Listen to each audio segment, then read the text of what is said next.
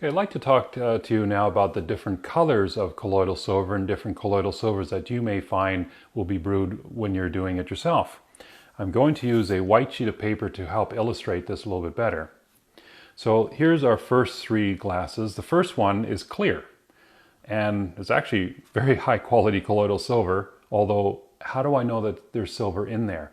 I'd take a drink and I would have that telltale taste of the bitter metallic colloidal silver taste that's kind of like at the back of your mouth. So at least I know there is silver in there.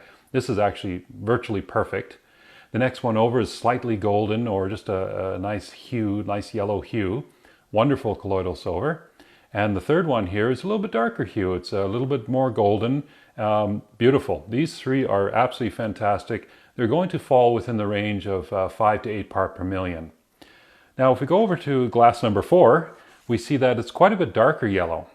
This one has simply more part per million amount of silver in the glass, so it's going to be a little bit darker.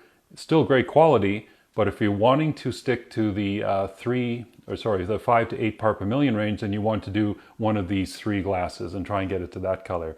So I just want to show you that this one here is still excellent. It just happens to have more silver in it. Now let's take a look at number 5. Number 5 is where we would kind of draw the line. At this particular color, it's more of a darker gray. You may even see some flecks of oxides in there. So what's happened here? Number of things that could contribute to this. One, you may have the wires too close to the sides or too close to the bottom, and some silver oxide may have built up. You may have left it out in the sunlight or light too long, and this silver has oxidized and fallen out of solution or precipitated out.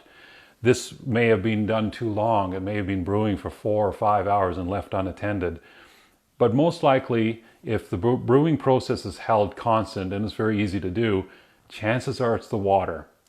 You want to use distilled water, and always use distilled water. You don't want to use reverse osmosis, filtered water, spring water, or any other kind of water other than distilled.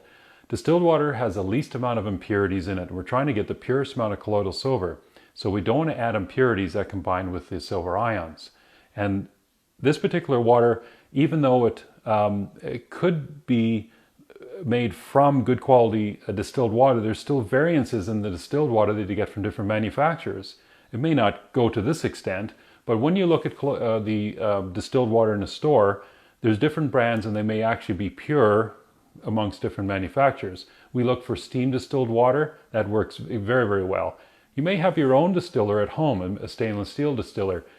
That may produce really good quality distilled water, but there may be some ions in there from the metal, the stainless steel of your distiller, that causes impurity. So even though you think it's very, very pure, when you're making the brewing process with colloidal silver, you may get some flakes or you may get some unusual colors like this. So really look at the water. It's usually the mitigating factor. So again, basically with this last batch, I would probably just pour it into my plants or something, or discard it. I would not be drinking this one. This one and the rest are fine to drink, and it depends, like I say, if you want to maintain the 5 to 8 part per million, then one glass 1, 2, and 3 is for you.